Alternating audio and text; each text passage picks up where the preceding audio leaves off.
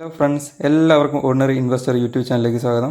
ഇന്ന് നമ്മൾ ഡിസ്കസ് ചെയ്യാൻ പോകുന്നത് നമ്മൾ അത്യാവശ്യം അറിഞ്ഞിരിക്കേണ്ട ഷെയർ മാർക്കറ്റുമായി ബന്ധപ്പെട്ട ചില മ്യൂച്വൽ ഫണ്ടുകളെക്കുറിച്ചും അവയിൽ പെർഫോം ചെയ്യുന്ന വളരെ നല്ല കമ്പനികളെക്കുറിച്ചുമാണ്. വീഡിയോ സ്കിപ്പ് ചെയ്യാതെ കാണുക. നേരെ വീഡിയോയിലേക്ക് പോവുക. ഭാവിയിലേക്ക് ഒരു ഇൻവെസ്റ്റ്മെൻറ്റ് ചെയ്യണമെന്ന് വിചാരിക്കുന്ന ആളുകൾ പണ്ട് മുതൽക്കേ real estate, gold, bank F D എന്നിവയ്ക്കാണ് പ്രധാനമായും ഫോക്കസ് ചെയ്തിരുന്നത്. എന്നാൽ പിന്നീട് ഇത് കൂടാതെ ഇതിലും നല്ല റിട്ടേൺസ് ഭാവിയിൽ ലഭിക്കാൻ ചാൻസ് ഉള്ള ഒന്നാണ് ഷെയർ മാർക്കറ്റ് എന്ന് മനസ്സിലാക്കുകയും കുറേ ആൾക്കാർ ക്ഷമയോടെ ഇൻവെസ്റ്റ് ചെയ്ത് വളരെ വലിയ വെൽത്ത് ക്രിയേറ്റ് ചെയ്യുകയും ചെയ്തിട്ടുണ്ട്. കൊറോണയ്ക്ക് ശേഷമാണ് നമ്മുടെ നാട്ടിൽ ഷെയർ മാർക്കറ്റ്, മ്യൂച്വൽ ഫണ്ട് എന്നൊക്കെ ഉയർന്നു കേൾക്കാൻ തുടങ്ങിയത്. ഇത് ലാഭം കിട്ടുന്നത് പോലെ നഷ്ടം വരാനുമുള്ള ചാൻസ് ഉണ്ടെന്നറിഞ്ഞപ്പോൾ പലരും ഇതിലേക്ക് കടന്നു വരാൻ മടിച്ചു നിൽക്കുന്ന സാഹചര്യമാണുള്ളത്. അവിടേക്കാണ് മ്യൂച്വൽ ഫണ്ട്സിൻ്റെ കടന്നുവരവ്.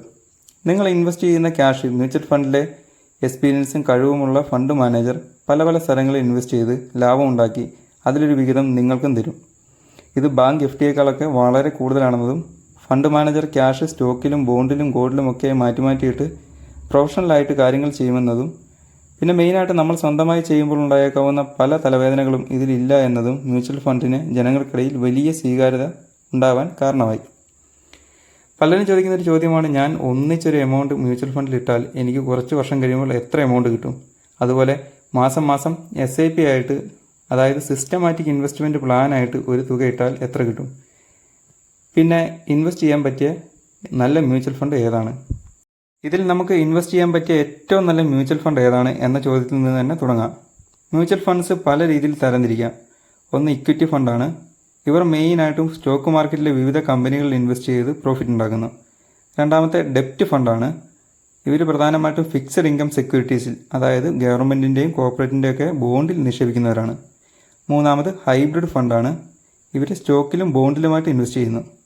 പിന്നെ solution oriented fund, exchange traded fund, fund of fund, sector specific funds, അങ്ങനെ പലതരത്തിലുള്ള മ്യൂച്വൽ ഫണ്ട് നിലവിലുണ്ട്. ഞാൻ ഇതിനെക്കുറിച്ചെല്ലാം വിശദീകരിച്ചൊരു കൺഫ്യൂഷൻ ഉണ്ടാക്കാൻ ആഗ്രഹിക്കുന്നില്ല. നമ്മൾ മെയിനായിട്ട് ഫോക്കസ് ചെയ്യുന്നത് സ്റ്റോക്ക് മാർക്കറ്റിലാണ്. അപ്പോൾ ഇക്വിറ്റി ഫണ്ട്സിനെ കുറിച്ചാണ് നമ്മൾ ഇന്ന് ഡിസ്കസ് ചെയ്യാൻ പോകുന്നത്. ഇക്വിറ്റി മ്യൂച്വൽ ഫണ്ടിലേക്ക് തിരിച്ചു വന്നാൽ ഞാൻ നേരത്തെ പറഞ്ഞ പോലെ ഇവർ സ്റ്റോക്ക് മാർക്കറ്റിലെ വിവിധ കമ്പനികളിലാണ് ഇൻവെസ്റ്റ് ചെയ്യുന്നത്. ഈ ഫണ്ടിൽ ഇൻവെസ്റ്റ് ചെയ്യാൻ ആഗ്രഹിക്കുന്നവർ പ്രധാനമായിട്ടും സ്റ്റോക്ക് മാർക്കറ്റിനോട് താല്പര്യമുള്ളവരും എന്നാൽ സ്വന്തമായി ഇൻവെസ്റ്റ് ചെയ്യുമ്പോൾ ഉണ്ടാകുന്ന റിസ്കിലും നൂലാമാലയിലൊന്നും താല്പര്യമില്ലാത്തവരും സ്വയം ഇൻവെസ്റ്റ് ചെയ്യുന്നതിനേക്കാൾ കുറച്ചുകൂടി സേഫ്റ്റി ആഗ്രഹിക്കുന്നവരുമായിരിക്കും. അങ്ങനെ ഇക്വിറ്റി മ്യൂച്വൽ ഫണ്ടിൽ ഒരു കൈ നോക്കാമെന്ന് വിചാരിച്ച് ചെല്ലുമ്പോൾ വരുന്ന അടുത്ത ക്ലാസിഫിക്കേഷൻ. ഒരുപാട് തരത്തിലുള്ള ഇക്വിറ്റി മ്യൂച്വൽ ഫണ്ട് നിലവിലുണ്ട്.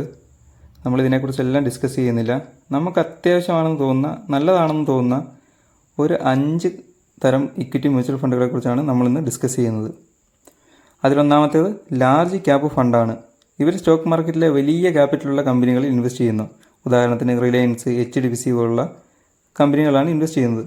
ഇതിൻ്റെ പ്രധാന പ്ലസ് പോയിൻ്റ് എന്താണെന്ന് വെച്ച് കഴിഞ്ഞാൽ ഇതൊക്കെ നല്ല മാനേജ്മെൻറ്റ് ക്വാളിറ്റിയുള്ള, വളരെ കാലമായി പ്രവർത്തിക്കുന്ന, ജനങ്ങൾക്കിടയിൽ നല്ല സ്വീകാര്യതയുള്ള കമ്പനികളായതിനാൽ ഇതിൽ നിക്ഷേപിക്കുന്ന ക്യാഷിന് കുറച്ചുകൂടി സേഫ്റ്റിയും ഗ്യാരണ്ടിയും ഉണ്ട്. എന്നാൽ റിസ്ക് കുറവായതിനാൽ കിട്ടുന്ന പ്രോഫിറ്റ് റിട്ടേണും ഇനി പറയാൻ പോകുന്ന ഫണ്ടുകളേക്കാൾ കുറച്ച് കുറയാൻ ചാൻസ് ഉണ്ട്. രണ്ടാമത്തേത് മിഡ് ക്യാപ് ഫണ്ട്സ് ആണ്. പേര് പോലെ തന്നെ ഇടത്തരം കമ്പനികളിൽ, അതായത് തീരെ ചെറിയ കമ്പനികളല്ല, എന്നാൽ റിലയൻസ് പോലെ HDFC പോലെ വലിയ കമ്പനികളുമല്ല, മാർക്കറ്റ് ക്യാപിറ്റൽ 5000 കോടിക്കും 20,000 കോടിക്കും ഇടയിൽ വരുന്ന കമ്പനികളാണിവ. ഇതിൽ ഇൻവെസ്റ്റ് ചെയ്യുന്ന ഫണ്ടുകളാണ് മിഡ് ക്യാപ് മ്യൂച്വൽ ഫണ്ടുകൾ. ഈ കമ്പനികൾ ഭാവിയിൽ അതിൻ്റെ ബിസിനസ് ഡെവലപ്പ് ചെയ്ത് വലിയ കമ്പനികളായി മാറാനും അതുമൂലം ഇതിൽ ഇൻവെസ്റ്റ് ചെയ്യുന്ന ക്യാഷിന് നല്ല റിട്ടേൺ കിട്ടാനുമുള്ള സാധ്യതയുണ്ട്. ഓർക്കേണ്ട കാര്യം, റിട്ടേൺ കൂടുമ്പോൾ റിസ്ക്കും കുറച്ച് കൂടുതലായിരിക്കും.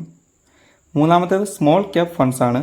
പേര് സൂചിപ്പിക്കുന്നത് പോലെ തന്നെ 5000 കോടിക്ക് താഴെ മാർക്കറ്റ് ക്യാപിറ്റലുള്ള ചെറിയ കമ്പനികളിൽ ഇൻവെസ്റ്റ് ചെയ്യുന്ന ഫണ്ടുകളാണിത്. റിസ്ക് എടുക്കാൻ മടിയില്ലാത്തവർക്ക് ഒരുപക്ഷെ വലിയ റിട്ടേൺ ഉണ്ടാക്കാൻ സാധിക്കുന്ന മേഖലയാണിത്. റിസ്ക് വളരെ കൂടുതലാണെന്ന കാര്യം മറക്കാതിരിക്കുക. നാലാമത്തേത് മൾട്ടി ക്യാപ്പ് ഫണ്ടാണ്. ഇവർ ലാർജ് ക്യാപ്പിലും മിഡ് ക്യാപ്പിലും സ്മോൾ ക്യാപ്പിലുമായിട്ട് ക്യാഷ് വീതിച്ച് ഇൻവെസ്റ്റ് ചെയ്യുന്നു. മിനിമം 25% വീതം ഫിക്സഡ് ആയിട്ടുള്ളൊരു ഫണ്ട് അലോക്കേഷനാണ് ഈ 3 തരം കമ്പനികളിലും ഇവർ നടത്തുന്നത്. ഇതിൻ്റെ ഗുണം സ്റ്റോക്ക് മാർക്കറ്റിൻ്റെ ടോട്ടൽ ഗ്രോത്തിൽ എല്ലാത്തരം കമ്പനികളിൽ നിന്നും ലാഭം ഉണ്ടാക്കാൻ ഇവർക്ക് സാധിക്കുന്നതാണ്. രണ്ടാമത്തേതും നമ്മൾ ഈ കാറ്റഗറിയിൽ ഡിസ്കസ് ചെയ്യുന്ന അവസാനത്തേതുമായ ഇക്വിറ്റി മ്യൂച്വൽ ഫണ്ടാണ് ഫ്ലെക്സി ക്യാപ് ഫണ്ടുകൾ. മൾട്ടി ക്യാപ്പ് പോലെ തന്നെ ഇവരും 3 തരം കമ്പനികളിലും ഇൻവെസ്റ്റ് ചെയ്യുന്നു. ഒരു പ്രത്യേകത എന്താണെന്ന് വെച്ച് കഴിഞ്ഞാൽ മൾട്ടി ക്യാപ്പിൽ ഫണ്ട് അലോക്കേറ്റ് ചെയ്യുമ്പോൾ 3 സെഗ്മെൻറ്റിലും ഒരു നിശ്ചിത തുക വെച്ച് ഫിക്സഡ് ആയിട്ട് ഇടുമ്പോൾ ഫ്ലെക്സി ക്യാപ്പിൽ അതില്ല എന്നതാണ്. ഫ്ലെക്സി ക്യാപ്പിലെ ഫണ്ട് മാനേജർ ഓരോ മാർക്കറ്റ് കണ്ടീഷൻ അനുസരിച്ച് ഈ 3 സെഗ്മെൻറ്റിലും മാറ്റി മാറ്റി ഇൻവെസ്റ്റ് ചെയ്യുന്നു. ഉദാഹരണത്തിന് മിഡ് ക്യാപ് കമ്പനികളിൽ ഒരു ഉയർച്ച വരാൻ ചാൻസ് ഉണ്ടെന്ന് കണ്ടു കഴിഞ്ഞാൽ ഇവർ കയ്യിലുള്ള ക്യാഷിൻ്റെ ഭൂരിഭാഗവും അതിലേക്ക് ഇൻവെസ്റ്റ് ചെയ്ത് വലിയ ലാഭം ഉണ്ടാക്കുന്നു. ഇതിൽ ഫണ്ട് മാനേജറുടെ കഴിവും എക്സ്പീരിയൻസും വളരെ വലിയൊരു ഘടകമാണ്. നല്ലൊരു ഫണ്ട് മാനേജർക്ക് മാത്രമേ ഈ രീതിയിൽ മാർക്കറ്റ് കണ്ടീഷൻ മനസ്സിലാക്കി നല്ല ലാഭം ഉണ്ടാക്കാൻ സാധിക്കുകയുള്ളൂ. ഇത് സാധാരണക്കാരന് മാർക്കറ്റിൻ്റെ കണ്ടീഷൻ മനസ്സിലാക്കാൻ പ്രയാസമുള്ള കാര്യമാണ്.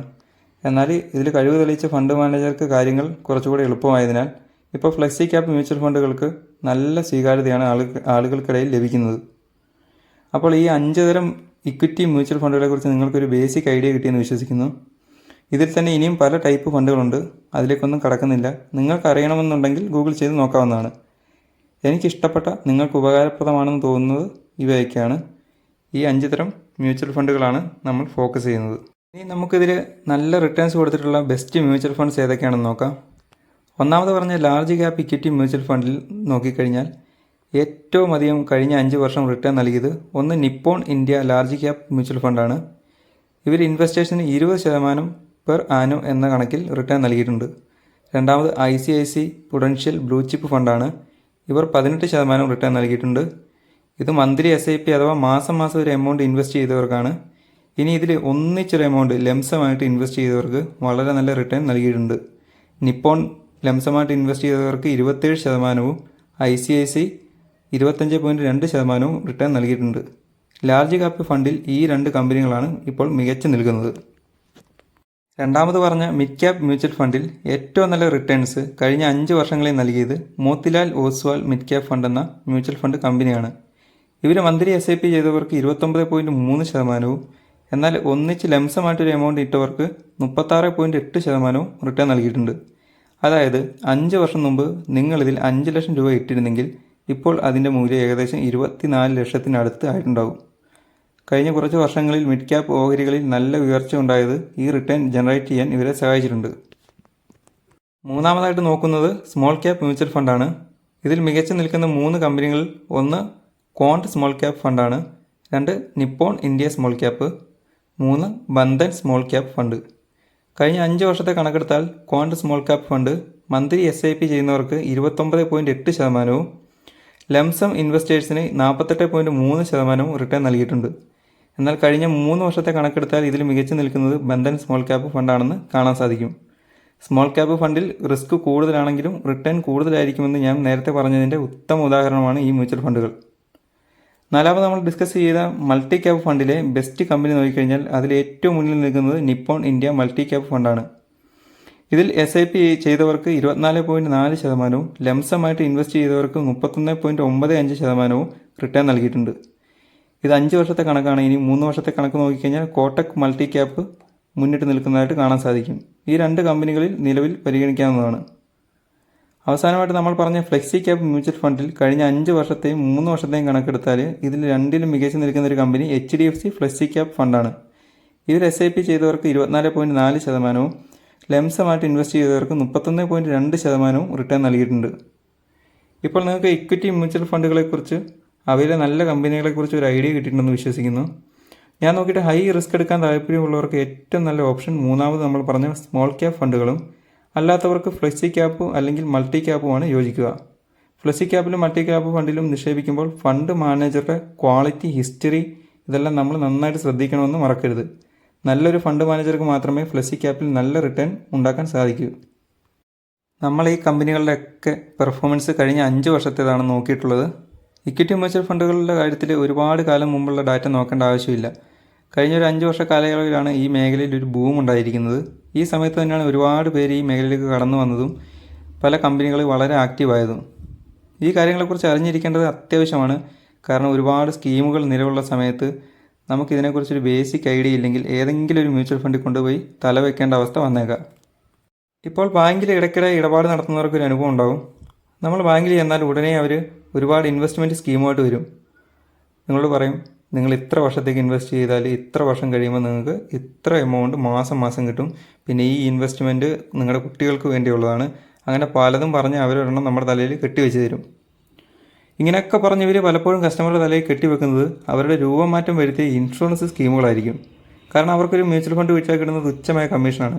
എന്നാൽ വിൽക്കുന്നത് ഒരു ഇൻഷുറൻസ് ആണെങ്കിൽ വലിയൊരു എമൗണ്ട് അവർക്ക് കമ്മീഷൻ ലഭിക്കും. ഇതൊന്നും അറിയാത്ത പാവം കസ്റ്റമർക്ക് സംഭവിക്കുന്നത് അദ്ദേഹത്തിൻ്റെ വരുമാനത്തിൻ്റെ നല്ലൊരു ഭാഗവും പല പല ഇൻഷുറൻസ് സ്കീമുകളിലായിട്ട് ചിലവായി പോവുകയും മറ്റ് പല നിക്ഷേപ അവസരങ്ങളും ഇല്ലാതാവുകയും ചെയ്യും.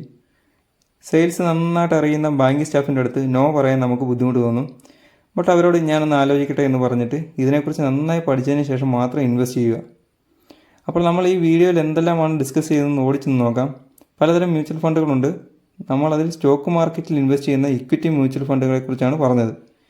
ഇക്വിറ്റി മ്യൂച്വൽ ഫണ്ടിലെ ഇമ്പോർട്ടൻ്റ് ആയിട്ടുള്ള 5 തരം ഫണ്ടുകളെക്കുറിച്ച് നാം പറഞ്ഞു. 1 ലാർജ് ക്യാപ്പ് ഫണ്ടാണ്, 2 mid cap fund, 3 small cap ഫണ്ടാണ്, 4 മൾട്ടി ക്യാപ്പ്, 5 ഫ്ലെക്സി ക്യാപ്പ്.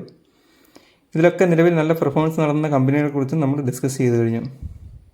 പിന്നെ ഇതിൽ ഞാൻ ഒരു എമൗണ്ട് നിക്ഷേപിച്ചാൽ എത്ര കിട്ടുമെന്ന് ചോദിക്കുന്നവർക്ക് അത് മനസ്സിലാക്കാനുള്ള ബെസ്റ്റ് ഓപ്ഷൻ നേരെ ഗൂഗിളിൽ പോവുക, കോമ്പൗണ്ട് ഇൻട്രസ്റ്റ് SIP കാൽക്കുലേറ്റർ എന്ന് ടൈപ്പ് ചെയ്യുക. അപ്പോൾ വരുന്ന റിസൾട്ടിൽ ഏഞ്ചൽ 1ൻ്റെ SIP കാൽക്കുലേറ്റർ ഓപ്പൺ ചെയ്യുക. അതിൽ നിങ്ങൾക്ക് SIP ഇൻവെസ്റ്റ്മെൻറ്റ് നടത്തിയാൽ എത്ര കിട്ടുമെന്നും ലെംസമായിട്ട് ഒരു എമൗണ്ട് ഇട്ടാൽ എത്ര കിട്ടുമെന്നും അതിൽ എമൗണ്ട് എൻ്റർ ചെയ്ത് എത്ര വർഷമാണെന്ന് സെലക്ട് ചെയ്ത് നമ്മൾ പ്രതീക്ഷിക്കുന്ന റേറ്റ് ഓഫ് റിട്ടേൺ എത്രയാണെന്നും കൊടുത്തു കഴിഞ്ഞാൽ നമുക്ക് കൃത്യമായി എത്ര എമൗണ്ട് കിട്ടുമെന്ന് മനസ്സിലാക്കാൻ സാധിക്കും. പറഞ്ഞാൽ ഇതിൽ നോക്കുമ്പോഴാണ് കോമ്പൗണ്ടിങ് എന്ന മഹാത്ഭുതത്തിൻ്റെ പവർ മനസ്സിലാവുന്നത്. വർഷം കൂടുതലാകുമ്പോൾ കിട്ടുന്ന റിട്ടേൺ ശരിക്കും നമ്മളെ അമ്പരിപ്പിക്കും. നിങ്ങളുടെ ആവശ്യം എന്താണെന്ന് മനസ്സിലായി കഴിഞ്ഞാൽ ഇതിൽ നോക്കി എത്ര എമൗണ്ട് ഇപ്പോൾ ഇട്ടാൽ ആവശ്യമുള്ള സമയത്തേക്ക് എത്ര രൂപ കിട്ടുമെന്ന് ഏകദേശം മനസ്സിലാക്കാൻ സാധിക്കും. അപ്പോൾ നിങ്ങൾക്ക് അതനുസരിച്ച് ഇൻവെസ്റ്റ്മെൻറ്റ് ചെയ്യാൻ സാധിക്കും. അപ്പോൾ നിങ്ങൾ ഇൻവെസ്റ്റ് ചെയ്യാൻ ആഗ്രഹിക്കുന്നത് സ്റ്റോക്ക് മാർക്കറ്റുമായി ബന്ധപ്പെട്ട് നിൽക്കുന്ന മ്യൂച്വൽ ഫണ്ടിലാണെങ്കിൽ ഈ പറഞ്ഞ ഇക്വിറ്റി മ്യൂച്വൽ ഫണ്ടുകളെ പരിഗണിക്കുക. വീഡിയോ യൂസ്ഫുൾ ആയെന്ന് വിശ്വസിക്കുന്നു. വീഡിയോ ഇഷ്ടപ്പെട്ടാൽ ചാനൽ സബ്സ്ക്രൈബ് ചെയ്ത് ലൈക്ക് ചെയ്ത് സപ്പോർട്ട് ചെയ്യുക.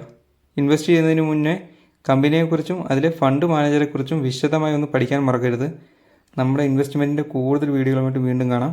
Thanks for watching. ബൈ.